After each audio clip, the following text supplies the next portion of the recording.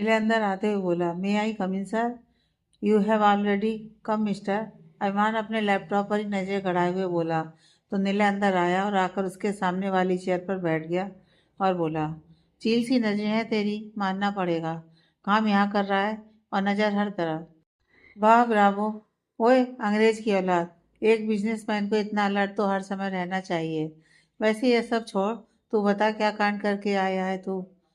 कांड क्या करना है यार, डैड ने मुझे बहाने से डील की प्रेजेंटेशन के लिए भेज दिया था और वहां जाकर मुझे फोन किया कि अब तूने जो अभिमान से सीखा है उसे यूटिलाइज कर और ये डील फाइनलाइज करके ही आना। अच्छा तो फिर क्या, तूने मेरी नाक तो नहीं कटा दी? नीलव से घूरते हुए बोला, तू मुझे इतना नाकारा समझता है क्या? नहीं, इतना नहीं, इससे थोड़ा ज्यादा। वो उसकी टांग खींचते हुए बोला। तो नीला ने मुंह बिगाड़ लिया और अभिमान हंसने लगा और बोला, चल अब ड्रामा मत कर और बता मुझे क्या किया तूने। मैंने उन्हें ऐसी प्रेजेंटेशन की, वो लोग मुझसे इम्प्रेस हो गए और खुशी से डील फाइनल कर दी हमारे साथ। देखा, मैंने तेरी नाक भी बचा ली और अपनी इज्जत भी। वो खुद पर प्राउड फील करते हुए बोला। तो अभिमान मुस्कुराते हुए बोला, अच्छा ये तो अच्छा किया तूने। तो मतलब अब अंकल इम्प्रेस्ड है तुझसे, है ना? हाँ बहुत। डैड तो बहुत ज़्यादा खुश है। And all thanks to you. चलो अच्छा है। हाँ वो तो अच्छा है, पर तू ये बता कि तूने मेरे पीछे से क्या क्या कांड किया है। मैं क्या कांड करूँगा भला? मैं तो बस ऑफिस में काम और काम से घर। वो मुस्कुराते हुए बोला। तो निखिल आंखें छोटी करते हुए बोला, अच्छा जी, जैसे मैं तुझे जानता नहीं, तेरी रग रग से वाकिफ हूँ। चल बता जल्दी, क्या अपडेट है मेरे पीछे से? अरमान उसकी बात सुनकर सीधा होकर बैठ गया और लैपटॉप बंद करके नीले की तरफ देखते हुए बोला, चल ठीक है बताता हूँ, सुन। कहते हुए उसने उसे सब कुछ बता दिया, जिसे सुनकर निलय का मुंह खुला का खुला रह गया और वो बोला, क्या तू सच कह रहा है? सब ठीक हो गया? प्राप्ति जी ने सच में तुझसे कन्फेस कर दिया? मुझे तो लगा था कि उस दिन सिर्फ तेरा गुस्सा शांत करने के लिए किया था उन्होंने, बट वो सच में तुझसे प्यार करती हैं। ये सुनकर बहुत अच्छा लग रहा है यार। और वो छोटा शैतान वो भी मान गया? हाँ, उससे तो एक अलग ही बॉन्डिंग हो गई है यार। पता है वो इतना खुश रहता है आजकल, और उसके चेहरे पर खुशी देखकर मेरे दिल को एक सुकून सा मिलता है। सच में बहुत लगाव हो गया है उससे। ये तो और भी अच्छी बात है। तभी काका कॉफी लेकर आए और दोनों कॉफी पीने लगे। तभी सुमित आया उसके केबिन में और वो बोला, सर मैंने आपका काम तो कर दिया है, पर वो दोनों आनाकानी कर रहे हैं। अच्छा कोई बात नहीं, अभी उनकी आनाकानी के कान पकड़ लाइन पर लाते हैं। तुम दोनों को अभी मेरे केबिन में भेजो। जी सर, कहकर वो चला गया। और थोड़ी देर बाद आवास और दीप्ति दोनों आए केबिन में और अभिमान ने दोनों की तरफ देखा और बोला, सुमित ने आप लोगों को कोई काम कहा था? आभास बोला, यस सर, लेकिन वो काम करने में मैं कंफर्टेबल नहीं हूँ। आप मुझे उसका कोई अल्टरनेटिव काम दे दीजिए, मैं कर लूँगा। और फिर दीप्ति बोली, जी सर मुझे भी, क्योंकि वहाँ पर बहुत डस्ट होगी और डस्ट से मुझे एलर्जी हो जाएगी। तो इसलिए आप किसी और से ये काम करवा लीजिए और मुझे कोई और काम है। अभिमान उठा और अपनी पॉकेट में हाथ डाले हुए उन दोनों की तरफ आया और उनके ठीक सामने खड़ा होकर बोला, अच्छा तो एक बात बताइए आप दोनों, कि इस ऑफिस का बॉस कौन है? दोनों एक साथ बोले, सर आप। हाँ, और हमारे ऑफिस का मोटिव क्या है? दोनों एक साथ में, customer satisfaction is our first priority. Exactly. और उसके लिए सभी ऑफिस के स्टाफ को एक साथ मिलकर अपना अपना काम करना चाहिए ना। तो अगर आप लोगों को कोई काम दिया गया है तो आपका ऑफिस के एम्प्लॉय होने के नाते यह फर्ज बनता है कि आप खुशी खुशी से अपनी ड्यूटी पूरी करें, ना कि अपने फर्ज से यूं भागें। एम आई राइट? और एम आई राइट? दोनों ने अपनी अपनी मुंडी हिलाई और बोले, यस सर। तो आप लोग जाइए और सुमित आपको वहां ले जाएगा और समझा देगा कौन सी फाइल कहाँ हो सकती है। तो आप लोग जाकर अपना काम कीजिए। दोनों के पास अब कोई चारा नहीं था, तो अपनी लोटे जैसी शक्लें लेकर दोनों वहां से चले गए सुमित के साथ। आवास ने जाते जाते अभिमान को एक लुक दिया, जिसे अभिमान ने नोटिस कर लिया और वो टेढ़ा सा मुस्कुरा दिया और अपना काम करने लग गया। और नीला सारा तमाशा देखने के बाद बोला, यह तुझे ऐसे क्यों देख कर गया? समझ नहीं आया? अभिमान ने उसे सब कुछ बता दिया। तो निलय बोला, ओह यह बात तूने अभी तक मुझे क्यों नहीं बताई? ऐसे ही यार, मैं इसे कुछ नहीं समझता। मेरे लिए ये कोई बड़ा हर्डल नहीं है। लेकिन हाँ, इसने जो मेरी प्राप्ति के साथ किया है, उसकी सज़ा तो मैं इसे देकर रहूँगा। इतनी आसानी से मैं उसे बख्शूंगा नहीं। जितने आंसू इसकी वजह से मेरी प्राप्ति की आंखों से बहे हैं, उसे 4 गुना ज़्यादा तकलीफ ना दी इसे, तो मेरा नाम भी अभिमान खंडेलवाल नहीं। इतना कहते उसके एक्सप्रेशन एकदम से चेंज हो गए थे। आंखों में गुस्सा और तकलीफ एक साथ दिखाई दे रही थी उसके। नीला बोला, वो तो ठीक है, पर एक बात कहूँ, बच के रहना इससे। मुझे लगता है ज़रूर कुछ तो गड़बड़ करेगा ही। उसकी आंखों में मैंने तेरे लिए नफरत देखी है। अच्छी बात है ना, करने दे नफरत उसे मुझसे। यही तो मैं चाहता हूँ, ताकि वो अपनी औकात दिखाए, अपनी नीचता दिखाए, और मुझे उसे सजा देने में और भी मजा आएगा। वो मुस्कुराते हुए बोला तो नीला बोला, तू अजीब इंसान है यार, हर बात को अलग ही वे में ले लेता है। हाँ, क्योंकि ये बात उस इंसान की जो मुझे मेरी जिंदगी से भी ज्यादा प्यारा और प्रेसियस है। और किसी ने भी अगर उसका बाल भी बांका करने की कोशिश भी की, तो मैं उसे ऐसी सजा दूंगा कि उसे अपने जीने पर भी अफसोस होगा। वो अपना एक आईब्रो ऊपर करके स्टाइल से बोला। तभी उसने टाइम देखा और जल्दी से उठकर बोला, ओह नो, मैं लेट हो जाऊंगा।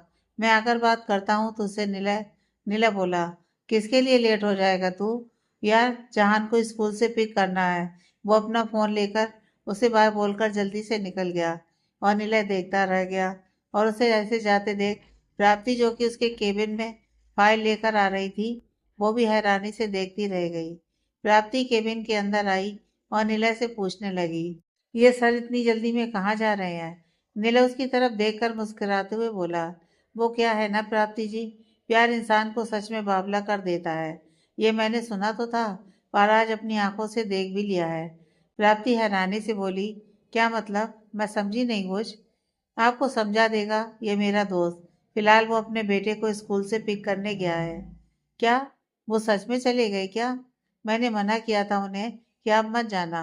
वो फाइल्स को टेबल पर रखते हुए बोली, तो नीलम मुस्कुराते हुए बोला, प्राप्ति जी, अब इसमें आप और मैं कुछ नहीं कर सकते, क्योंकि उसका पागलपन अपनी चरम सीमा पर है इस वक्त। तो उसे करने दीजिए वो जो करना चाहता है, और आप ये फाइल्स रख दीजिए, यहीं वो आकर चेक कर लेगा। जी। इतना कहकर उसने फाइल्स वहीं रख दी और बाहर जाने लगी कि तभी नीला ने उसे आवाज देकर रोक लिया। और प्राप्ति रुकी और मुड़कर देखा, तो वो अपनी चेयर से उठकर उसके पास आया और बोला, वैसे तो मुझे पूरा यकीन है कि मुझे आपसे ये बात कहने की जरूरत नहीं है, पर फिर भी अपने मन की तसल्ली के लिए कह रहा हूँ कि मेरा ये जो पागल दोस्त है ना, वो सच में आपसे पागलों की तरह प्यार करने लग गया है। दिख ही रहा है ना, वो तो वैसे ही काम में हर वक्त उलझे रहने वाला इंसान, जिसके लिए काम से इम्पोर्टेंट और कोई चीज़ नहीं थी, आज वो अपने जरूरी से जरूरी काम को छोड़ने से पहले एक सेकंड भी नहीं सोचता। अब इससे ज्यादा क्या ही बदलाव आएगा भला? वो आपको अपना सब कुछ मान बैठा है प्राप्ति जी। आपकी खुशी और सलामती के लिए वो किसी भी हद तक जाने को तैयार है। आप प्लीज उसे अब बिखरने मत दीजिएगा, क्योंकि अगर वो इस बार बिखरा ना, तो वो कभी संभाल नहीं पाएगा खुद को दोबारा। और उसके बिखरने की सिर्फ एक ही वजह हो सकती है, और वो है आपका उससे दूर होना, जो वो कभी बर्दाश्त नहीं कर पाएगा। इसलिए उससे दूर कभी मत होइएगा। जितना प्यार आपके लिए उसके दिल में है ना, इतना शायद ही कभी किसी ने किसी से किया होगा। बावला हुआ पड़ा है वो आपके पीछे, और अब उसे संभालना सिर्फ आपके बस में है। या एक तरह से मैं ये कहूँ कि उसके दिल की और उसकी जिंदगी की डोर आपके हाथ में है प्राप्ति जी। उसे इतना प्यार दीजिए कि वो बस हमेशा यूं ही खुश रहे। इतना कहकर वो चुप हो गया। उसकी बात प्राप्ति बड़े गौर से सुन रही थी। फिर वो बोली, मैं जानती हूँ कि आप अपने दोस्त से बहुत प्यार करते हैं, और आपकी ये फिक्र जायज भी है, पर मैं आपको यकीन दिलाती हूँ कि चाहे कुछ भी हो जाए, चाहे ये दुनिया इधर की उधर क्यों ना हो जाए, लेकिन मैं उनका साथ किसी कीमत पर नहीं छोड़ूंगी। क्योंकि सच तो यह है कि मैं भी अब उनके बिना नहीं रह सकती हूँ। वो मेरे जीने की वजह बन चुके हैं, और उनके अलावा मेरा और कोई अपना है भी नहीं। इसलिए मैं हमेशा उनके पास और उनके साथ रहूंगी। उनका साया भले ही उनका कभी साथ छोड़ दे, लेकिन मैं नहीं छोड़ूंगी। प्राप्ति के मुंह से यह सुनकर निलय के चेहरे पर मुस्कान आ गई, और वो बोला, थैंक यू सो मच प्राप्ति जी, आपने मेरे मन का बोझ हल्का कर दिया। अब मुझे कोई टेंशन नहीं है अभिमान की, क्योंकि अब आप उसके पास है ना। प्राप्ति भी मुस्कुराई और बोली, वैसे क्या आप मुझे बता सकते हैं कि उनके साथ ऐसा क्या हुआ पास्ट में? मुझे जानना है क्या आप मुझे बता सकते हैं, ताकि मैं उन्हें हील कर सकूं अच्छे से। उनके दर्द को अपना बनाना चाहती हूँ मैं, जैसे उन्होंने बनाया है। प्लीज।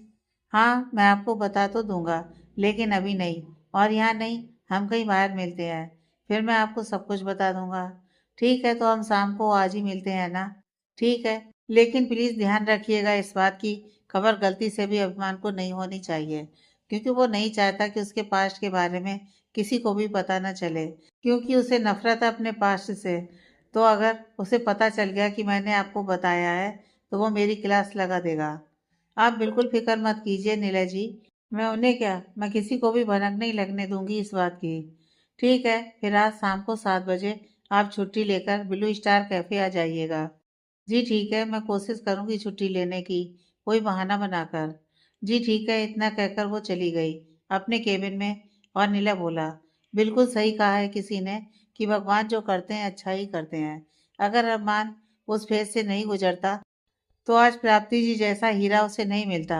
अब मुझे अपने दोस्त की कोई फिक्र नहीं है, क्योंकि वो एकदम सही जगह पहुंचा है। इनसे अच्छा पार्टनर उसे नहीं मिल सकता कभी। बस इनके प्यार को किसी की नज़र न लगे, इतना कहकर वो मुस्कुरा दिया। अरमान ने जहान को स्कूल से पिक किया, और जहान की खुशी का तो कोई ठिकाना ही नहीं था।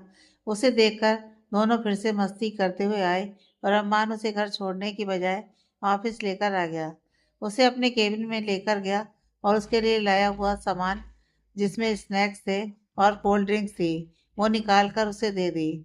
नीला बाथरूम से आया और बोला, अरे तू जहान को यहीं लेकर आ गया? हाँ यार, मुझे लगा कि इसे ऑफिस दिखा दूं, इसलिए ले आया। और ये देख, इतना सारा सामान लेकर आए हैं हम। जहान झट से बोला, नहीं नहीं पापा, मैं आपका कोई भी सामान किसी के साथ शेयर नहीं करने वाला। ये सब मेरा है, आपने ही तो कहा था ना। नीला मस्ती करते हुए उसके पास आकर बोला, अरे हाँ बेटा, ये सब तुम्हारा ही है, और मैं भी तो तुम्हारा चाचू हूँ ना, तो मेरे साथ शेयर कर सकते हो ना आप, बस थोड़ा सा। नहीं नहीं, सॉरी, मैं नहीं कर सकता। आप अपने लिए अलग से मंगवा लीजिए प्लीज। फिर वो अभिमान की तरफ देखते हुए बोला, पापा, आप ही समझाइए ना चाचू को। अभिमान मुस्कुराया और बोला, बेटा वो मजाक कर रहा है, इसे नहीं चाहिए, आप खाओ आराम से। जहान भी मुस्कुरा दिया, और एक चिप्स का पैकेट उठाकर नीला की तरफ करते हुए बोला, मैं भी तो मजाक ही कर रहा था ना। मम्मा ने मुझे सिखाया है, शेयरिंग इज केयरिंग, इसलिए आप दोनों मेरे साथ शेयर कर सकते हैं। उसकी बात पर दोनों मुस्कुरा दिए। वहीं आवास और दीप्ति की बैंड बजी पड़ी थी स्टोर रूम में। दीप्ति सीढ़ी पर चढ़ी हुई थी और फाइल ढूंढ रही थी, और आवास नीचे खड़ा था सीढ़ी को पकड़कर। लेकिन सीढ़ी बार बार हिल रही थी और दीप्ति चिल्ला रही थी उस पर। दीप्ति चिल्लाते हुए बोली, क्या कर रहे हो बेवकूफ? सीढ़ी को हिला क्यों रहे हो बार बार? मैं गिर जाऊंगी। मैं नहीं हिला रहा इसे, यही हिल रही है, पुरानी है इसलिए शायद, पहले हिली पड़ी है। मुझ पर मत चिल्लाओ। अच्छा, तो और किस पर चिल्लाऊं? सीढ़ी तुमने पकड़ रखी है ना, तो मैं तुम्हें ही कहूंगी ना। अगर अच्छे से पकड़ोगे तो बैलेंस बन जाएगा। तुम चुपचाप से फाइल ढूंढो ना। जितना टाइम मुंह चला रही हो, इतने में हाथ चलाती तो अब तक काम हो जाता। ज्यादा स्मार्ट मत बनो, आई समझ। और अगर इतना ही है तो खुद आ जाओ यहाँ, मैं नीचे खड़ी हो जाती हूँ सीढ़ी पकड़कर। नहीं नहीं, तुम चुपचाप से ढूंढो, मैं अच्छे से पकड़ कर रखता हूँ। वो बोला तो दीप्ति मुंह बनाकर फिर से काम करने लगी, और मुंह में बड़बड़ाने लगी, हूँ, बड़ा आया मुझसे पंगा लेने वाला, आ गया ना लाइन पर। आवाज भी टेढ़ा मुस्कुराते हुए मुंह में बड़बड़ाया, खुद को स्मार्ट समझ रही है। मन तो कर रहा है नीचे गिरा दूं इसे, सारी हेकड़ी निकल जाएगी। और उस अभिमान को मैं ऐसा सबक सिखाऊंगा ना, वो जिंदगी भर याद रखेगा। वो जानबूझकर कर रहा है मेरे साथ ऐसा, लेकिन मैं भी छोड़ने वाला नहीं हूँ। दोनों की नोकझोंक चालू थी वहां। वहीं ऑफिस में जहान अप्राप्ति के केबिन में था, और अभिमान के सामने कुछ फाइल्स पड़ी हुई थी, और पास में सुमित खड़ा था। और अभिमान के हाथ में एक फाइल थी, जिसे वो बड़े ध्यान से देख रहा था, और सुमित से बोला, मुझे लगता है ये वाला कॉन्सेप्ट ठीक रहेगा ना, बस कुछ मेडिफिकेशन की ज़रूरत है। वो मैं प्राप्ति से कहूँगा, वो हैंडल कर लेगी। जी सर, सही कहा आपने, ये बहुत अच्छा है, और उन्हें पसंद भी आएगा। और बाकी जादू हमारी प्राप्ति मैम कर देंगी। वैसे सर, वो दोनों बेचारे तो इन फाइल्स के चक्कर में पागल हो गए होंगे ना। अभिमान मुस्कुराया और बोला, हाँ, अब उन्हें पता तो चलना चाहिए ना कि बॉस बॉस होता है, और उन्हें थोड़ी देर और एक्सपेरिमेंट कर लेने दो जरा। पता है सर, वो दोनों आपस में ही झगड़ रहे हैं। मैंने अभी सीसीटीवी में देखा। कसम से बहुत मजा आया। सुमित ने भी मजे लेते हुए देखा और अभिमान ने उसकी तरफ देखा तो सुमित चुप हो गया और धीरे से बोला, sorry sir, you should be. अभिमान ने कहा और फिर बोला, अकेले अकेले मजे ले रहे हो, मुझे दिखाना जरूरी नहीं समझा तुम्हें? ये सुनकर सुमित मुस्कुराया और बोला, हाँ हाँ जरूर सर, अभी दिखाता हूँ। कहकर उसने स्क्रीन पर स्टोर रूम वाला कैमरा चला दिया जिसमें दीप्ति और आवाज दिखाई दे रहे थे। दोनों कड़ी मेहनत कर रहे थे और दोनों की हालत जाली और डस्ट से बुरी हो रखी थी। ये देखकर अभिमान को बहुत अच्छा लग रहा था। वो मन में बोला, ये तो अभी ट्रेलर है मिस्टर आभास। अभी आगे आगे तुम्हें ऐसे ऐसे रंग दिखाऊंगा कि आइंदा से मेरी प्राप्ति के साय से भी दूर रहोगे। और जो तुमने उसे तकलीफ दी है ना, तुम्हें अभी उसका एहसास दिलाना तो बाकी है ना। उधर स्टोर रूम में दीप्ति कीड़ों से डर रही थी और आवाज से चिपक रही थी क्योंकि वहां बहुत सारे कॉकरोचेस थे और उसके ऐसा करने से आभास बहुत चिढ़ रहा था।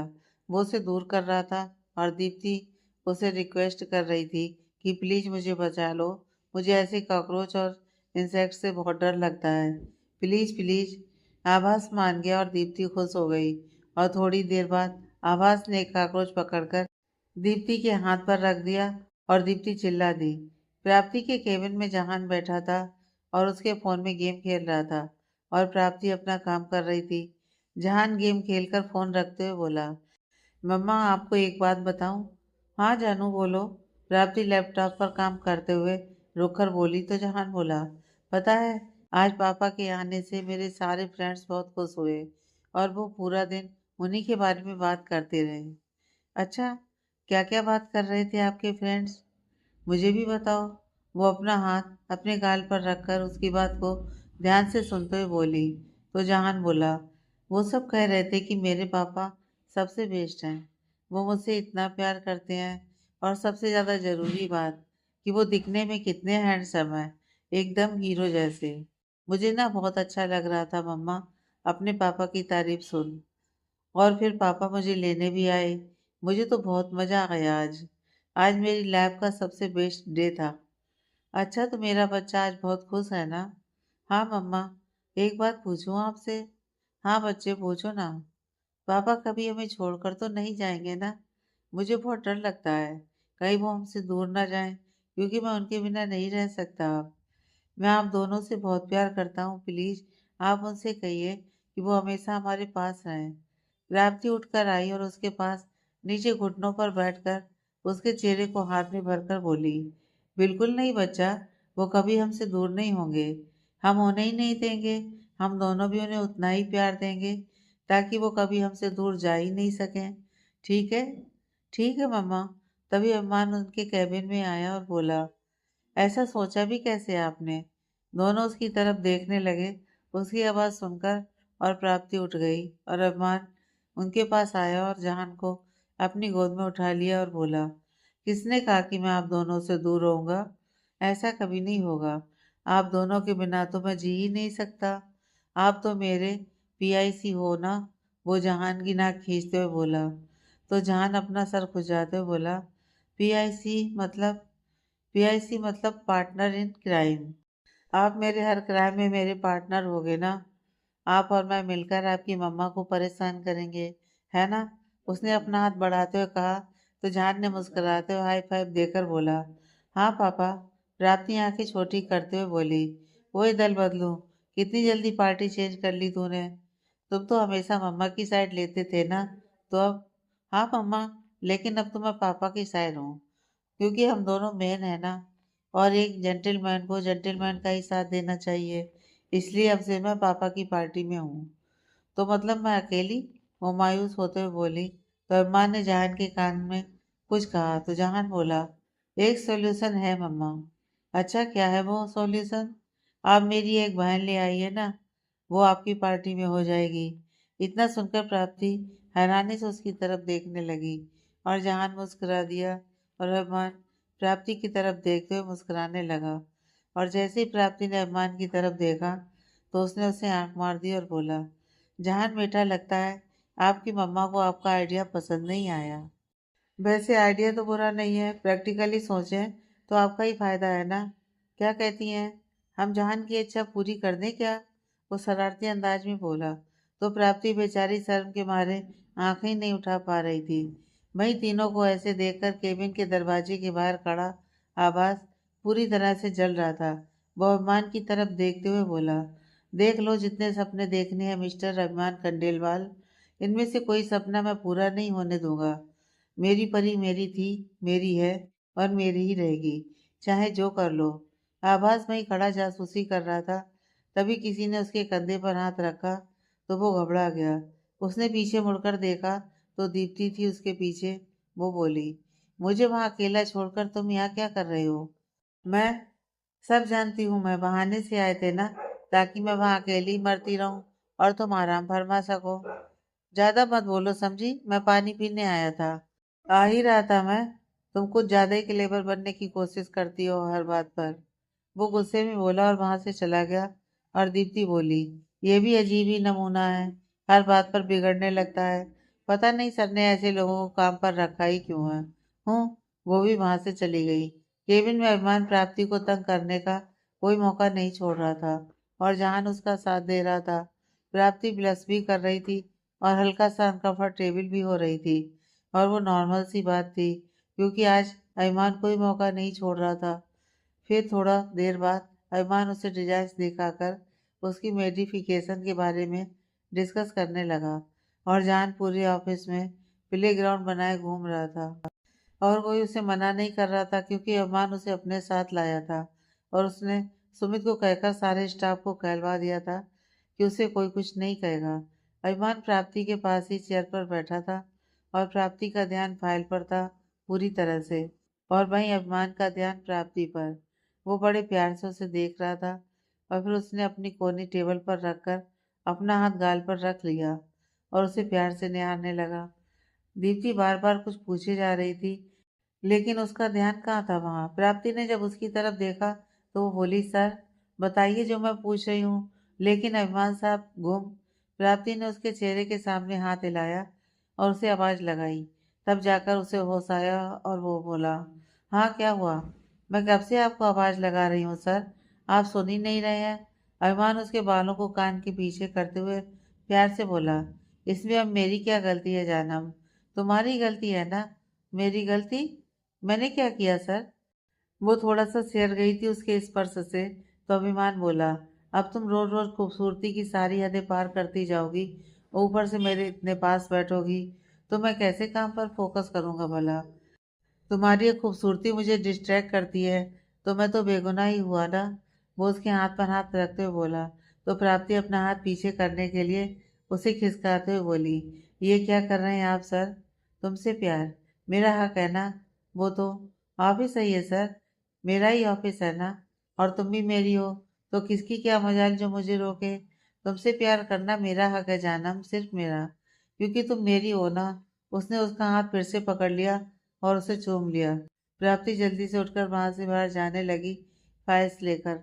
हालांकि वो अपने ही केबिन में थी, लेकिन शर्म के मारे वो वहां से जाने लगी।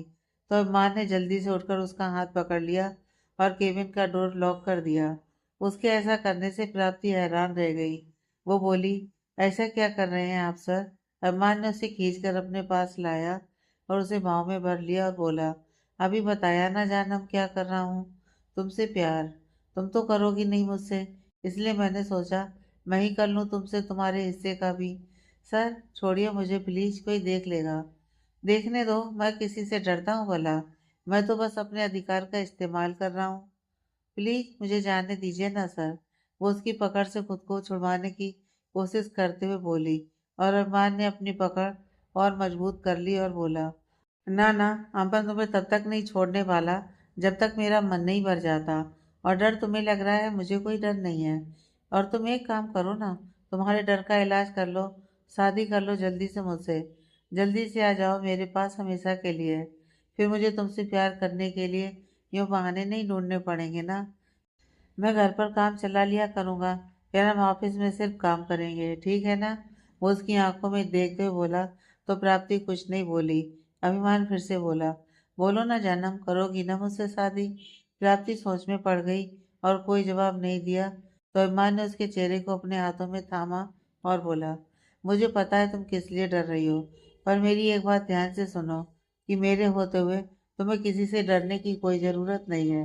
मैं किसी को हमारे बीच में नहीं आने दूंगा, कभी नहीं। प्राप्ति अब सिर्फ प्राप्ति नहीं, बल्कि प्राप्ति अभिमान खंडेलवाल है। ये सरनेम जुड़ चुका है तुम्हारे साथ और अब तुम मेरे साथ जुड़ चुकी हो। मैं हमारे बीच आने वाली हर दीवार को तहस नहस कर दूंगा, मिटा दूंगा। ये दुनिया चाहे इधर की उधर हो जाए, लेकिन प्राप्ति को अभिमान से अलग करने वाली ताकत इस दुनिया में पैदा नहीं हुई है, समझी तुम? इसलिए तुम सिर्फ एक चीज पर ध्यान दो, मुझे प्यार करने में। वो थोड़ा मजाकिया अंदाज में बोला और प्राप्ति के माथे पर किस कर दिया।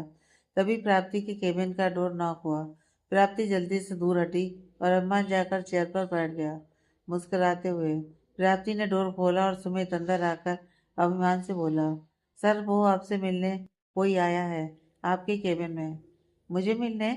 लेकिन आज तो कोई मीटिंग नहीं है मेरी। सुमित, फिर कौन है? सर वो कह रही है कि आपको जानती हैं अच्छे से। मैंने उन्हें मना किया था कि आज आप किसी से मिलने वाले नहीं हैं, तो उसने मुझे डांटा और बोली कि जितना बोला है उतना करूं। कौन है सुमित, बताओ साफ साफ। अभिमान उठकर बोला तो सुमित बोला, वो सर पल्लवी मैम आई हैं। उसका नाम सुनते ही अम्मान की आंखें छोटी हो गईं और चेहरे पर गुस्सा आ गया और वो गुस्से से अपने केबिन की तरफ चल पड़ा और पीछे पीछे सुमित भी अपना चश्मा ठीक करते हुए। अभिमान काफी गुस्से में वहां से गया था और यह देखकर प्राप्ति भी डर गई थी, इसलिए वो भी पीछे गई। केबिन में जैसे अभिमान एंटर हुआ तो पल्लवी झट से चेयर से उठी और मुस्कुराते हुए आगे बढ़ी और अभिमान को गले लगाने के लिए उसने अपनी बाहें खोली, तो अभिमान ने पहले ही अपना हाथ आगे करके उसे रोक दिया और उसके चेहरे पर सोने से भाव थे। पल्लवी वहीं रुक गई और उसकी सारी एक्साइटमेंट पानी में चली गई और वो शर्मिंदा हो गई, लेकिन फिर भी बेशर्मों की तरह मुस्कुराने लगी और बोली, नेवर माइंड, आओ ना अभी हम बैठकर बात करते हैं। लॉन्ग टाइम नो सी। अभिमान बोला, तुम्हें जो बात करनी है यहीं कर लो और चलती बनो, बाहर का रास्ता इस तरफ है। वो इशारा करते हुए बोला तो पल्लवी बोली, कम ऑन अभी, इतना गुस्सा क्यों हो रहे हो? आओ ना, कितनी देर हो गई हमने बात नहीं की। मैं जिस दिन से यहाँ आई हूँ तुमसे अच्छे से मिलना भी नहीं हुआ। देखिए miss, whatever your name is, आज मैं किसी से कोई मीटिंग या कोई गोसिप नहीं करने वाला। आज मेरा दिन बहुत बिजी है, इसलिए आप यहाँ से जा सकती हैं, इससे पहले कि मैं अपना आपा खो दूँ। पल्लवी मुस्कुराकर उसके पास आई और उसका हाथ पकड़कर बोली, अभी ऐसे बियर्ड बिहेव क्यों कर रहे हो मेरे साथ? मैं पल्लवी हूँ, तुम्हारी पल्लवी। उसके इतना कहते हुए माँ ने गुस्से से अपना हाथ झटककर उसके हाथ से छुड़वाया और उंगली दिखाते हुए बोला, don't you ever dare miss whatever. मैं आपको जानता तक नहीं हूँ और ना ही जानना चाहता हूँ, और अजनबियों को मेरे पास तो क्या, मेरे साय के करीब भी आने की परमिशन नहीं है। ये बात अपने इस छोटे से दिमाग में घुसा लीजिए और यहाँ से चलती बनिए। समझ में आ गई या मैं सिक्योरिटी को बुलाऊं? अनबिलीवेबल, अभी तुम मेरे साथ इतना रूड बिहेव कर सकते हो, ये मैंने कभी सोचा नहीं था। अभिमान टेढ़ा मुस्कुराते हुए बोला, जिंदगी में बहुत सी ऐसी चीज़ें होती हैं हमारे साथ जो हमने सोची भी नहीं होती हैं। अभी हम बैठकर बात करते हैं ना। मैं सच में चाहती हूँ कि हमारे भी सब कुछ पहले जैसा हो जाए। तुम बस एक बार मुझसे बैठकर बात तो करो ना। मैं सच में तुमसे माफ़ी मांगना चाहती हूँ, तुम्हें वापस से पाना चाहती हूँ पहले की तरह। मैं अपनी गलती पर बहुत शर्मिंदा हूँ। मैं पहले जैसे सब कुछ ठीक करना चाहती हूँ। तुम भी पहले की तरह हो जाओ ना मेरे साथ। हम मिलकर एक नई शुरुआत करेंगे, सब वहीं से शुरू करेंगे जहाँ से छूट गया था। मुझे एक मौका तो दो ना, मैं प्रॉमिस करती हूँ इस बार तुम्हारा भरोसा नहीं तोड़ूंगी। वो दोबारा से उसका हाथ पकड़कर बोली, लेकिन उसके स्पर्श से अपमान का जो गुस्सा उसने दबा कर रखा था, अब तक वो कंट्रोल खत्म हो गया और अपमान ने उसका हाथ झटका और उसे बाहों से पकड़कर दीवार से लगा दिया और उसकी बाहों पर उसकी पकड़ कस गई गुस्से के कारण। उसके ऐसा करने से पल्लवी हैरान भी हुई और डर भी गई। अभिमान बोला, कब से कह रहा हूँ दूर रहो मुझसे, समझ में नहीं आता क्या एक बार में?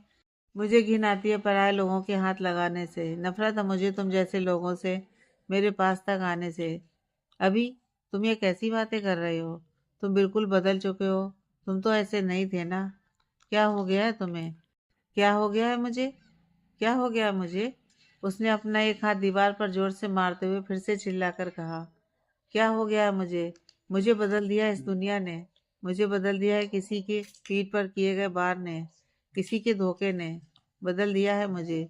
उसने फिर से अपना हाथ पंच बनाकर दीवार पर मारा और इस बार बहुत जोर से मारा, इतना कि बाहर खड़े सुमित और प्राप्ति भी दहल गए। प्राप्ति से अब और रहा नहीं गया। वो तो जल्दी से केबिन के अंदर चली गई और सामने अभिमान पल्लवी की तरफ घूरते हुए देख रहा था और प्राप्ति की तरफ देखकर उसने एक गहरी सांस ली और पल्लवी से दूर हुआ और अपना गुस्सा शांत करने के लिए अपनी आंखें बंद कर लीं। अपने दोनों हाथ कमर पर रखकर पल्लवी की तरफ पीठ कर ली। प्राप्ति का ध्यान अभिमान के हाथ पर गया जो कि एकदम लाल हो चुका था। वो घबरा गई और जल्दी से आगे बढ़ी और अभिमान का हाथ पकड़कर बोली, हे भगवान, यह क्या किया आपने? अभिमान ने आंखें खोलकर उसकी तरफ देखा और उसे देखकर जैसे उसे सुकून मिला हो। प्राप्ति बोली, बोलिए ना, क्यों किया आपने ये? पूरी सूजन आ गई है हाथ पर। वो हाथ पर फूंक मारने लगी और उसके स्पर्श से जैसे अभिमान की चोट हील हो रही हो। वो हल्का सा मुस्कुरा दिया, लेकिन प्राप्ति की आंखों में आंसू आ चुके थे उसकी तकलीफ देखकर। वहीं साइड में खड़ी पल्लवी ये सब देखकर जल भुन रही थी। प्राप्ति जल्दी से ड्रॉर में से फर्स्ट एड बॉक्स लेकर आई और अभिमान को चेयर पर बिठाकर उसने बॉक्स में से ऑइंटमेंट निकाला और लगाने लगी। तो अभिमान ने कहा, ठीक है जानब, मुझे कुछ नहीं हुआ है, ऐसे पैनिक मत हो, चुप कीजिए प्लीज, मैं कर रही हूँ ना, वो उसे डांटते हुए बोली। तो अभिमान ने हार मान ली और जैसे ही प्राप्ति क्रीम लगाने लगी, पल्लवी आगे आई और गुस्से से उसके हाथ से क्रीम छीन ली और गुस्से से बोली, तुम्हारी हिम्मत कैसे हुई अभी को टच करने की? तुम्हें पता नहीं क्या, उसे पसंद नहीं किसी का उसे टच करना, दूर हटो उससे। कहते उसने उसका हाथ पकड़ा और उसे अभिमान से दूर करने लगी कि तभी अभिमान ने उसका हाथ पकड़ लिया और उठकर बोला, how dare you to touch her, और प्राप्ति का हाथ छुड़वाकर पल्लवी का हाथ झटक दिया और उंगली दिखाते हुए बोला, दूर रहो उसे, हिम्मत भी मत करना उसे छूने की, वरना हाथ तोड़ दूंगा, और ऊंची आवाज में बात की तो जुबान काट कर हाथ में धर दूंगा, समझी? ये तुम क्या कह रहे हो अभी? तुम इसकी साइड क्यों ले रहे हो? ये तो एक मामूली एम्प्लाई है ना, और तुम इसके साथ मुझे कंपेयर कर रहे हो? First of all, stop you calling me Abhi. My name is अभिमान खंडेलवाल। अभिमान हूँ मैं सबके लिए, अभी मैं सिर्फ अपने अपनों के लिए हूँ।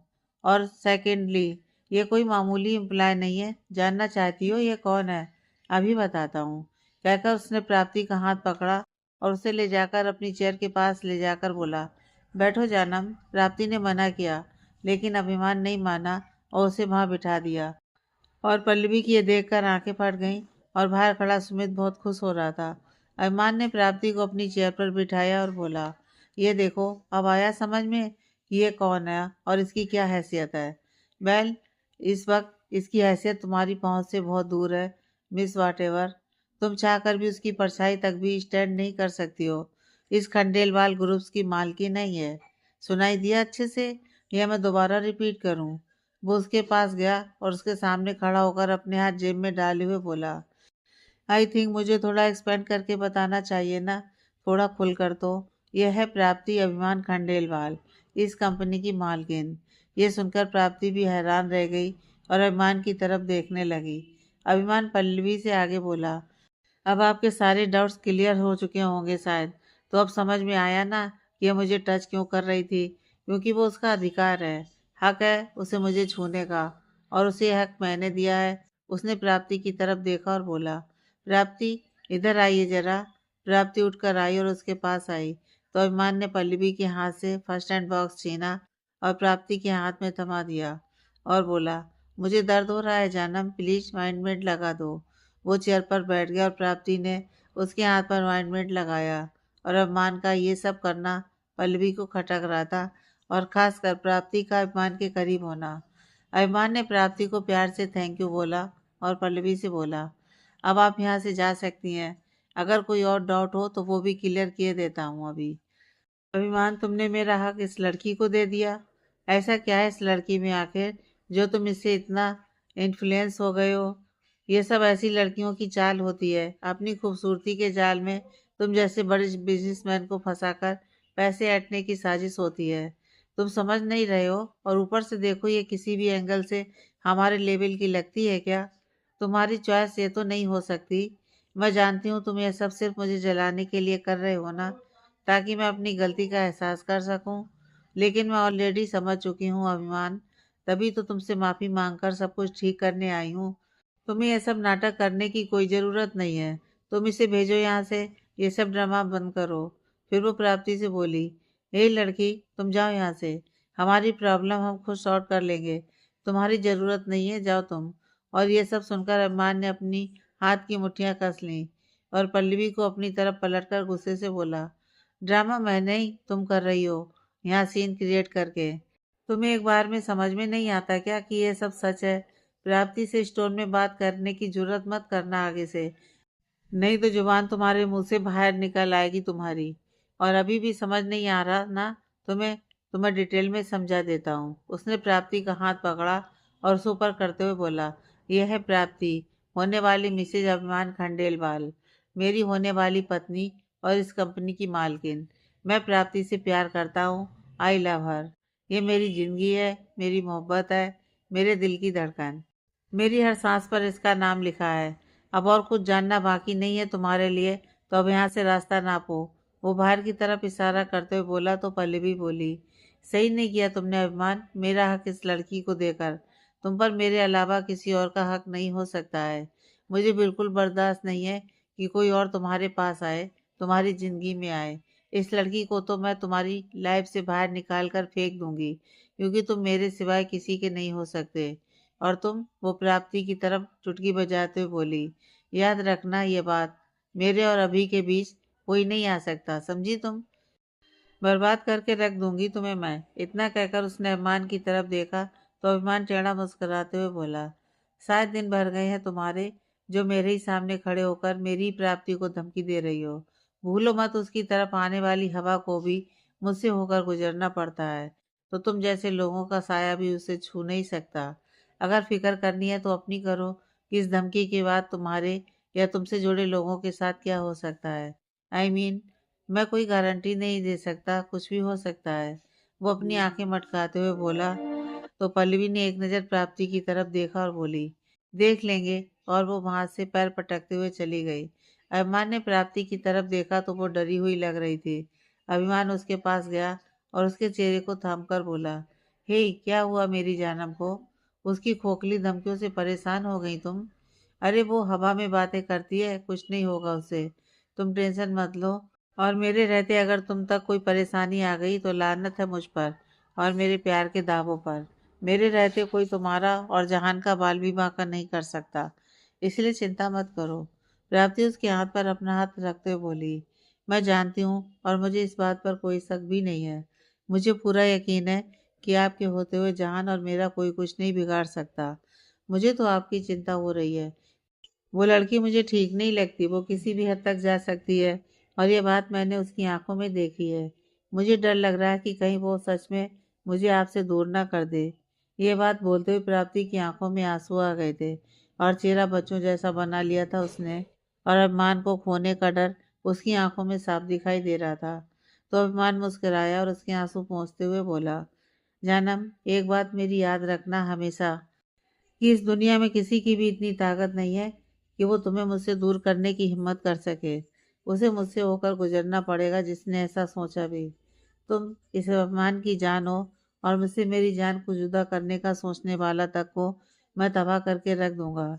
उसकी आने वाली पीढ़ियों तक याद रखेंगी, ऐसा सबक सिखाऊंगा। कभी नहीं हो सकता ये। रात चांद से अलग हो सकती है, रोशनी सूरज से अलग हो सकती है, लेकिन प्राप्ति अभिमान से कभी अलग नहीं हो सकती, समझी तुम? और अब ये बेकार की बातें सोचना बंद करो, स्ट्रेस मत लो प्लीज। उसने उसके माथे पर अपने होंठ रखते हुए कहा। और बाहर खड़े निलय और सुमित मुस्कुराए जा रहे थे उन्हें देखकर। अभिमान ने प्राप्ति से कहा कि वो अभी घर जाए और रेस्ट करे और वो खुद उसे छोड़ने जाएगा। प्राप्ति ने मना किया लेकिन वो नहीं माना, इसलिए वो उसे और जहान को लेकर घर छोड़ने चला गया। वहीं पल्लवी बाहर जाते हुए अपनी कार में बैठी थी कि किसी ने उसकी कार का विंडो खटखटाया। पल्लवी ने देखा और विंडो का शीशा नीचे किया और सामने कोई और नहीं बल्कि आभास खड़ा था। पल्लवी गुस्से से बोली, क्या है? अरे अरे मैडम, इतना गुस्सा क्या हुआ? अभिमान साहब ने ज़्यादा ही बेइज्जत कर दिया क्या? शट अप, साइड हटो। इतना कहकर वो गाड़ी स्टार्ट करने लगी कि आभास फिर से बोला, रुकिए जरा मैडम, एक ज़रूरी बात करनी है आपसे। आपके मतलब की अगर इंटरेस्ट हो तो ये लो, मेरा फ़ोन नंबर लिखा है इस पर। जब भी मन करे तो कॉल कर लीजिएगा। एक बात की गारंटी है कि बात करने पर रिग्रेट नहीं होगा आपको। चलता हूँ, इतना कहकर उसने वो स्लिप उसकी कार में फेंक दी और वहाँ से चला गया। और पल्लवी ने बिना ध्यान किए ही गाड़ी स्टार्ट कर दी, क्योंकि वो बहुत डिस्टर्ब और गुस्से में थी। और आवाज़ भी अंदर चला गया। अरमान की बातें उसके दिमाग में घूमे जा रही थीं और वो गुस्से में स्पीड से गाड़ी चलाई जा रही थी। वहीं अरमान प्राप्ति और जहान को घर छोड़कर वापस ऑफिस आ गया। प्राप्ति ने अलका को जो हुआ वो सब बताया और अलका बहुत खुश हुई ये सुनकर और बोली, क्या सच में अरमान जी ने ये सब कहा उस लड़की से तेरे बारे में? मुझे तो यकीन ही नहीं हो रहा है। वो सच में तुझे इतना प्यार करते हैं। तू कितनी लकी है प्राप्ति। मैं बहुत खुश हूँ तेरे लिए। मैं भगवान से प्रार्थना करूँगी कि तेरी ये खुशियाँ सिर्फ बढ़े आगे चलकर और तुम और अरमान जी हमेशा साथ रहो। और वो तो जहान से भी कितना प्यार करते हैं, कोई सगा बाप भी नहीं करता शायद इतना तो। ये सुनकर प्राप्ति का चेहरा थोड़ा मायूस हो गया तो अलका उसकी ठुड्डी पर हाथ रखते हुए बोली, ए पागल, ऐसे क्यों चेहरा उतर गया तेरा? भगवान जो करते हैं ना अच्छे के लिए ही करते हैं। अभिमान जी जैसा जीवन साथी तो कितनी तपस्या से मिलता है, लेकिन तुझ पर भगवान की इतनी कृपा है कि वो खुद चलकर आए हैं तेरी जिंदगी में प्यार की बहार लेकर। अब बस इतनी प्रार्थना है कि किसी की बुरी नज़र न लगे तुम दोनों के रिश्ते को। अलका ने उसकी भलाइयाँ लेते हुए कहा तो प्राप्ति ने मुस्कुराकर उसे हक कर लिया। फिर उसने निलय को फ़ोन करके बता दिया कि वो घर पर आ गई है और ठीक टाइम पर वहाँ पहुँच जाएगी। फिर दोनों चाय बनाकर पीने लगीं और साथ में बातें करने लगीं। उधर अरमान भी जल्दी घर चला गया था और मम ने उसे कॉफ़ी लाकर दी और बोली, क्या हुआ है अभी बेटा? बहुत परेशान लग रहा है तो। सब ठीक तो है ना? कोई प्रॉब्लम है क्या? अरमान उनकी तरफ देखते हुए बोला, मम आज पल्लवी आई थी ऑफिस में। ये सुनकर वो भी हैरान हुई और बोली, क्या वो तेरे ऑफिस तक पहुंच गई है अब? कितनी बेशरम लड़की है ये। पता नहीं ये हमें चैन से जीने क्यों नहीं देती। कुछ कहा क्या उसने? हाँ कहा, लेकिन मैंने जवाब तो दे दिया है। वो भी ऐसा कि जलकर राख हो गई थी वो। अच्छा, ये तो बहुत अच्छा किया तूने। लेकिन फिर क्या परेशानी है? मम, परेशानी मेरी उसे नहीं प्राप्ति को लेकर है। क्या मतलब? उसने सारी बात बताई तो मम बोली, हाँ बेटा, वो नकचढ़ी चुड़ैल किसी भी हद तक जा सकती है। और प्राप्ति तो इतनी भोली भाली है। तुम प्राप्ति का ध्यान रखना प्लीज। मुझे उस लड़की पर बिल्कुल भरोसा नहीं है। उस बात की आप चिंता मत कीजिए मम। मैं प्राप्ति के साथ उसके साय की तरह हूँ हर पल। उसका तो कोई बाल भी बांका नहीं कर सकता मेरे रहते। बस मुझे अजीब सी बेचैनी हो रही है, पता नहीं क्यों। इस बात से नहीं कि उसे कोई नुकसान पहुंचाएगा, बल्कि इस बात से कि कहीं वो मुझसे दूर तो नहीं हो जाएगी ना मम। अरे तुम घबरा क्यों रहे हो बेटा? जितना प्यार तुम प्राप्ति से करते हो ना, उतना ही मैंने उसकी आंखों में तुम्हारे लिए देखा है। इसलिए वो तुमसे दूर क्यों जाएगी भला? जानता हूँ मम, पता नहीं, फिर भी बहुत अजीब सा लग रहा है, जैसे कुछ बुरा होने वाला है। पता नहीं क्यों। तुम ज़्यादा सोच रहे हो ना, इसलिए ऐसा लग रहा है तुम्हें। और एक काम करते हैं कि तुम्हारे इस डर को हमेशा के लिए ख़त्म कर देते हैं ना। ख़त्म कर देते हैं मतलब? मैं कुछ समझा नहीं मॉम। लो, बुद्धू ही है तू। मेरे कहने का मतलब है कि तुम जल्द से जल्द प्राप्ति को शादी करके घर में ले आओ। फिर तो उसकी सेफ्टी की भी चिंता नहीं है, वरना तो उससे दूर जाएगी वो। हमेशा के लिए अपने पास रख लेंगे उसे हम। वो मुस्कुराते हुए बोली तो अरमान भी मुस्कुरा दिया और बोला, आइडिया तो बहुत अच्छा है मॉम, लेकिन प्राप्ति से बात करनी पड़ेगी और डैड से भी।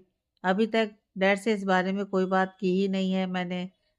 अगर उन्होंने प्राप्ति को एक्सेप्ट करने से इनकार कर दिया तो? हाँ, ये तो अभी सोचा नहीं मैंने। ये तो बड़ा मुद्दा है अभी। लेकिन एक बात बता, अगर तेरे डैड ने प्राप्ति को स्वीकार करने से मना कर दिया तो क्या तू उसे छोड़ देगा? ये क्या कह रही हैं आप मम? आप जानती हैं ना मेरी जान बसती है उसमें। मैं उसके बिना नहीं जी सकता। अगर डैड नहीं मानेंगे तो मैं उन्हें समझाने की और मनाने की कोशिश करूँगा, पर हार नहीं मानूंगा। हर मुमकिन कोशिश करूँगा मैं डैड को समझाने की। और वैसे भी एक बार डैड प्राप्ति से मिल लेंगे तो वो खुद ही उसके फैन हो जाएंगे। अगर हालातों के डर से मैं अपना प्यार छोड़ दूँ तो धिक्कार है मेरे प्यार पर। उससे दूर होकर जीने से अच्छा है मैं मरना पसंद करूंगा मम। क्योंकि अगर डैड तब भी ना माने ना तो मैं डैड का दिल दुखा सकता हूँ और ना ही मैं प्राप्ति के बिना जिंदा रह सकता हूँ, इसलिए मरना पसंद करूँगा मैं। उसकी बात खत्म होते ही किसी की तालियों की आवाज़ आई। अरमान ने पीछे मुड़कर देखा तो डैड खड़े थे। तालियां बजा रहे थे वो, और वो मुस्कुराते उनके पास आए और बोले, शाबाश बेटा, यही सुनना चाहते थे हम लोग तुझसे। अरमान उनकी बात सुनकर उठ गया और डैड वहां आकर उसके कंधे पर हाथ रखते हुए बोले, बैठो बेटा।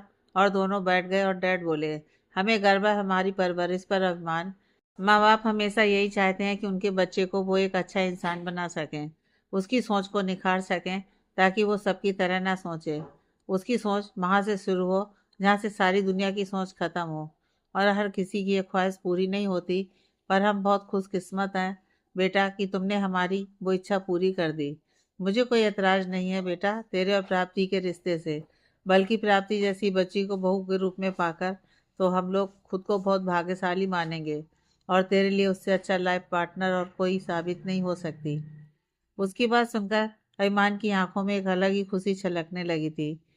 डैड बोले, अभिमान बेटा, तुम जल्द से जल्द प्राप्ति से शादी करके उसे इस घर में ले आओ, ताकि उनकी सेफ्टी के बारे में भी हमें चिंता ना हो, और साथ ही हम दोनों भी बहू और बेटी का सुख ले सकें। अब बूढ़े हो गए हैं ना दोनों, वो मजाकिया अंदाज में बोले तो मम बोली, क्या आप भी उसकी टांग खिंचाई कर रहे हैं? अभी बेटा ये जानबूझकर तुझे परेशान कर रहे हैं।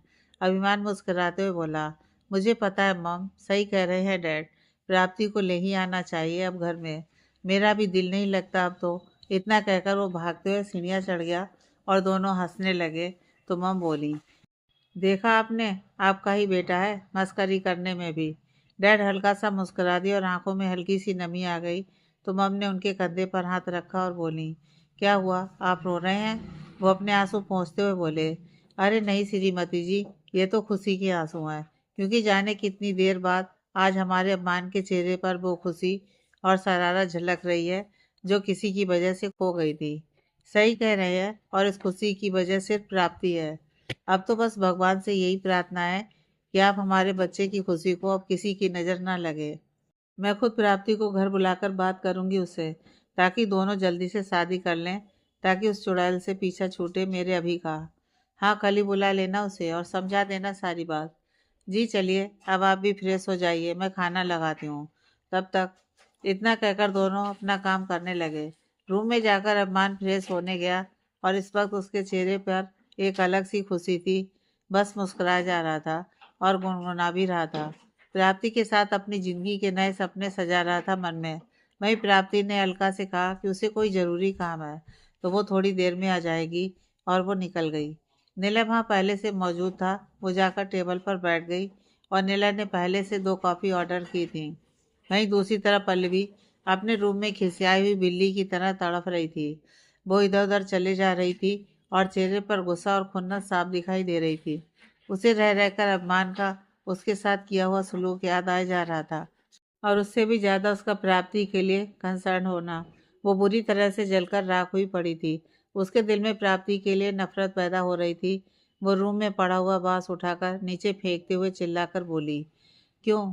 क्यों किया अभी तुमने ऐसा? क्यों? तुम मेरी जगह किसी और को कैसे दे सकते हो? और वो भी उस गंवार सी दिखने वाली 2 कौड़ी की लड़की को? इतनी इम्पोर्टेंस तुमने मुझे कभी नहीं दी जितनी तुम उसे दे रहे थे। तुम्हारी आंखों में उसके लिए इतना प्यार कैसे हो सकता है? नहीं अभी, मैं ये बर्दाश्त नहीं कर सकती, बिल्कुल नहीं कर सकती। तुम्हारी ज़िंदगी में मैं, और तुम्हारे दिल में सिर्फ मैं होनी चाहिए थी। अब तक सिर्फ मैं। मुझे लगा था कि मेरे जाने के बाद तुम मेरी याद में देवदास बनकर बैठे होगे, मुझे रोज़ याद करते होगे, मेरे लिए इंतज़ार कर रहे होगे। लेकिन तुम मुझसे इतनी दूर मूव ऑन कैसे कर सकते हो अभी? कैसे? नहीं होने दूंगी मैं ऐसा, हरगिज नहीं होने दूंगी तुम्हें किसी और का। तुम मेरे थे, मेरे हो, और मेरे ही रहोगे हमेशा। मैं तुम्हें किसी और का नहीं होने दूंगी, कभी नहीं होने दूंगी, फिर चाहे मुझे कुछ भी क्यों ना करना पड़े, कुछ भी। तभी उसके दिमाग में एक बात आई, और वो आंखें छोटी करते हुए बोली, एक मिनट, क्या जो मैं सोच रही हूँ वही बात तो नहीं कहीं? यह सोचकर वो जल्दी से नीचे गई और अपनी गाड़ी का दरवाज़ा खोलकर इधर उधर देखने लगी।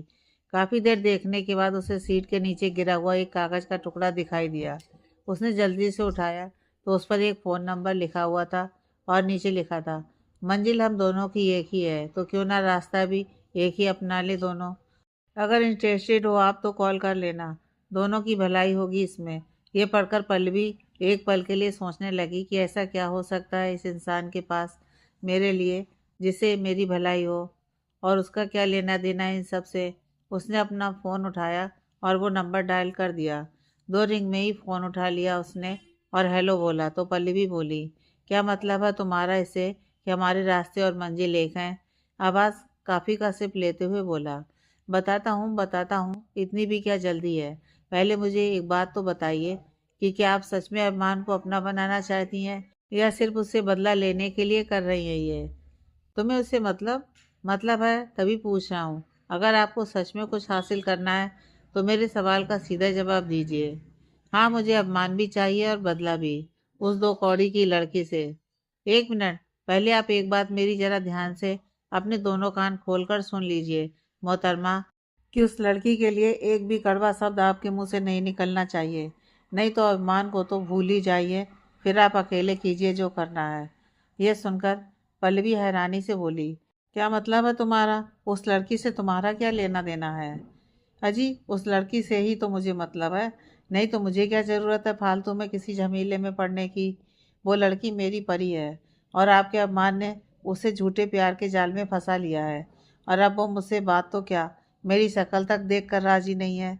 और यह बात मुझे बिल्कुल गवारा नहीं है कि मेरी परी मेरी बजाय किसी और के साथ हो। इसलिए मुझे उस अभिमान से अपनी परी वापस चाहिए। 1 मिनट, प्यार के जाल में मेरे अभी ने नहीं, बल्कि तुम्हारी उस परी ने फंसाया है अपनी खूबसूरती के जाल से। नहीं तो मेरा अभी कभी ऐसे था ही नहीं, वो सिर्फ मेरा था। और आज वो लड़की उसे इस हद तक इन्फ्लुएंस कर चुकी है कि उसने मुझे बेइज्जत किया है, उसकी वजह से मुझे नीचा दिखाया है। चलिए, हमें इस बात पर बहस करने की बजाय मिलकर हल निकालना है, जिससे हम दोनों का काम बन जाए। जो आपको चाहिए वो आपको मिल जाए और जो मुझे चाहिए वो मुझे मिल जाए। और उसके लिए हमें एक दूसरे से हाथ मिला लेना चाहिए। बताइए क्या कहती हैं आप? मुझे कोई प्रॉब्लम नहीं है, लेकिन मुझे बस मेरा अभी वापस चाहिए, हर कीमत पर। मिल जाएगा आपको आपका अभी, क्योंकि मैं खुद उसे अपनी परी से दूर करूँगा, हर कीमत पर। तो तय रहा, आज से हम दोनों का एक ही मिशन है, उन दोनों को अलग करना। दोनों ने डन कहकर फ़ोन काट दिया। नीला और प्राप्ति की काफ़ी आई और प्राप्ति बोली, नीला जी प्लीज़ जल्दी बताइए ना, मुझे अजीब सा लग रहा है। बताता हूँ, आप पहले कॉफ़ी पीजिए।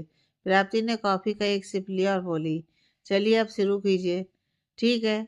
बात उन दिनों की है जब मैं, अभिमान और पल्लवी कॉलेज में थे। सब बहुत अच्छा था। हम अपने कॉलेज के दिनों को खूब एंजॉय करते थे। मैं और अभिमान हम दोनों ही दोस्त थे, बस हमारे साथ कोई और नहीं था। हमने कभी कोई और दोस्त बनाया ही नहीं। अभिमान कॉलेज का सबसे एलिजिबल बैचलर था। सभी लड़कियां दीवानी थी उसकी, लेकिन उसने कभी किसी की तरफ आंख उठाकर नहीं देखा था। वहीं पल्लवी हमारे कॉलेज की लाइमलाइट थी एक तरह से, और वजह उसकी खूबसूरती नहीं बल्कि उसकी फैशन सेंस थी, जिसकी वजह से सब उसे भाव देते थे। वो भी पूरे कॉलेज में फेमस थी। वो कई बार कोशिश करती अभिमान के करीब आने की, लेकिन अभिमान को कोई फर्क नहीं पड़ता था। खास उसने कई बार उसे समझाया भी कि उसे उसमें कोई इंटरेस्ट नहीं है, लेकिन वो ढीठ मानने को तैयार नहीं थी। वो बस उसके आगे पीछे घूमती रहती थी। फाइनल्स आने वाले थे, हमारा कॉलेज ख़त्म होने को था। एक दिन पल्लवी ने पूरे कॉलेज के सामने अभिमान को प्रपोज कर दिया। उसे पूरा यकीन था कि वो उसे मना नहीं करेगा, लेकिन अभिमान ने उसके इरादों पर पानी फेर दिया। उसने उसे मना कर दिया और बोला कि वो दोनों एक दूसरे के लिए नहीं बने हैं, इसलिए वो उसे भूल जाए और अपनी पढ़ाई पर ध्यान दे। पूरे कॉलेज के सामने उसने ऐसा कहा तो पल्लवी को यह बात हजम नहीं हुई। उसने इसे अपनी बेइज्जती मान लिया और अभिमान से बदला लेने की ठान ली। उसके बाद वो काफ़ी दिनों तक अभिमान के आसपास नहीं भटकी। हमें लगा कि वो समझ गई होगी शायद, इसलिए हम भी बेफिक्र हो गए अब। ऐसे ही एक दिन अभिमान एक दिन कॉलेज से वापस घर जा रहा था अपनी गाड़ी से, कि अचानक गाड़ी के ब्रेक फेल हो गए।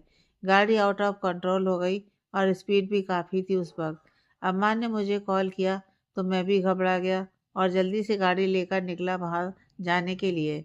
अम्मान को कुछ समझ में नहीं आ रहा था कि तभी अचानक से एक गाड़ी उसके सामने आ गई और अम्मान की गाड़ी तो रुक गई, लेकिन वो दूसरी गाड़ी में जो इंसान था उसे चोट लग गई। गाड़ी की हालत भी खराब हो गई थी काफ़ी। अभिमान जल्दी से गाड़ी से उतरा और देखा तो वो गाड़ी पल्लवी की थी और उसे काफ़ी चोट भी लग गई थी। वो बेहोश हो गई थी। अभिमान डर गया कि कहीं उसे कुछ हो तो नहीं गया उसकी वजह से। उसने जल्दी से उसे हॉस्पिटल पहुंचाया और मैं भी वहां पहुंच गया। डॉक्टर ने कहा कि वो खतरे से बाहर है, बस खून ज़्यादा बह गया है, इसलिए वो ठीक हो जाएगी, आप चिंता ना करें। अभिमान के अंदर गिल्ट आने लगा था कि उसकी वजह से हुआ है ये। 2 दिन के बाद जाकर पल्लवी को होश आया और अभिमान उससे मिलने गया तो वो बोला कि उसे क्या ज़रूरत थी उसके लिए अपनी जान खतरे में डालने की। तो पल्लवी ने कहा कि वो तो अब भी उससे उतना ही प्यार करती है और उसके लिए अपनी जान भी दे सकती है। उसे कोई पछतावा नहीं है इस बात का। तो अभिमान को भी यकीन होने लगा था कि वो सच में उससे प्यार करती है। वो पूरा दिन हॉस्पिटल में उसके पास रहता, उसका ख्याल रखता, दवाई देता, बस उसके आगे पीछे घूमने लगा था। पूरी सेवा करता उसकी। जितनी देर वो हॉस्पिटल में रही उतने दिन अभिमान अपने घर नहीं गया था। मैंने बहुत बार कहा, लेकिन शायद पल्लवी की बात का बहुत गहरा असर हो गया था उसके दिमाग पर। पल्लवी ने उसका हाथ पकड़कर कहा, अभी मुझे तुमसे एक चीज़ चाहिए, क्या तुम मुझे दोगे? अभिमान ने कहा, हाँ मांगो ना। वैसे भी ये जिंदगी तुम्हारी दी हुई है मुझे। मुझे तुम चाहिए अभी, वो भी पूरी लाइफ के लिए। मेरे हो जाओ ना अभी, मुझे अपना बना लो ना अभी प्लीज। तुम जैसे चाहोगे मैं वैसे रहूंगी, पक्का। बस खुद से दूर मत करो प्लीज। अरमान को लगा कि ये जिंदगी तो उसी की दी हुई है एक तरह से, इसलिए। और वैसे भी वो उससे प्यार नहीं करता, लेकिन पल्लवी तो करती है ना। और क्या पता कल को उसे भी लगा हो जाए उससे। इसलिए भगवान की मर्जी समझकर उसने उसे हाँ कर दी। सब ठीक चल रहा था, उसे छुट्टी मिल गई थी हॉस्पिटल से। और अब अरमान ने अपने घर भी कह दिया था कि वो पल्लवी से शादी करेगा। उसकी खुशी के खातिर अंकल आंटी भी मान गए। वैसे उन्हें भी पल्लवी पसंद नहीं थी कुछ खास। मुझे भी उस पर यकीन तो नहीं था, लेकिन अम्मान के फैसले के आगे किसी ने कुछ नहीं कहा। अब तो वो कॉलेज में भी उसी के साथ रहने लगा था। मेरी तरफ उसका ध्यान नहीं जाता था। पल्लवी उसे किसी से बात तक नहीं करने देती थी और अम्मान उसकी बात मान भी लेता था। मुझे अम्मान की चिंता होती थी, लेकिन कह भी नहीं सकता था कुछ, इसलिए चुपचाप तमाशा देखते रहता था। पल्लवी ने अरमान को अपना पपेट बना लिया था एक तरह से। मैंने अरमान को कई बार समझाने की कोशिश भी की कि मुझे कुछ सही नहीं लगता, इस पल्लवी के बारे में कुछ तो अजीब है इसके ऐसे बर्ताव के पीछे। लेकिन अरमान मेरी बात नहीं सुनता। वो अब यही कहकर टाल देता कि पल्लवी ने उसकी जान बचाई है। अगर वो नहीं होती तो आज वो जिंदा नहीं होता शायद, इसलिए उसे वो गलत नहीं लगती थी। ऐसे ही हमारे एग्ज़ाम का टाइम आ गया, लेकिन उससे पहले थी हमारी फेयरवेल, जिसकी तैयारियां ज़ोरों शोरों से थीं। क्योंकि हम कॉलेज से जाने वाले थे, इसलिए हम अपने ये आखिरी दिन पूरी धमाल मचाना चाहते थे। सब बहुत एक्साइटेड थे फेयरवेल को लेकर। हम यादगार बनाना चाहते थे अपने ये आखिरी दिन कॉलेज में, लेकिन हमें अंदाज़ा भी नहीं था कि हमारे अलावा भी किसी ने पूरी तैयारी कर रखी है हमारे इस दिन को यादगार बनाने की, लेकिन एक अलग तरीके से। यह कहते हुए उसकी आंखों में पानी आ गया तो प्राप्ति बोली, क्या मतलब? ऐसा क्या होने वाला था? वही होने वाला था बस, जिसके बाद मेरा दोस्त टूटने वाला था। उसका भरोसा और कॉन्फिडेंस टूटने वाला था पूरी ज़िंदगी के लिए। जिसने कभी किसी का बुरा नहीं सोचा था, उसके साथ वो होने वाला था जिसका उसे अंदाज़ा भी नहीं था। मैंने उस फेयरवेल से पहले ही एक कोशिश की थी अरमान को समझाने की कि वो पल्लवी से थोड़ा दूर रहे, लेकिन मेरी बाकी कोशिशों की तरह ये भी नाकाम रही। काश उस वक्त मैंने थोड़ा और जोर लगाया होता तो वो सब नहीं होता। अगर अरमान मेरी बात मान लेता तो शायद वो सब होता ही नहीं। नीले आंखों को साफ करते हुए बोला, नेक्स्ट पार्ट।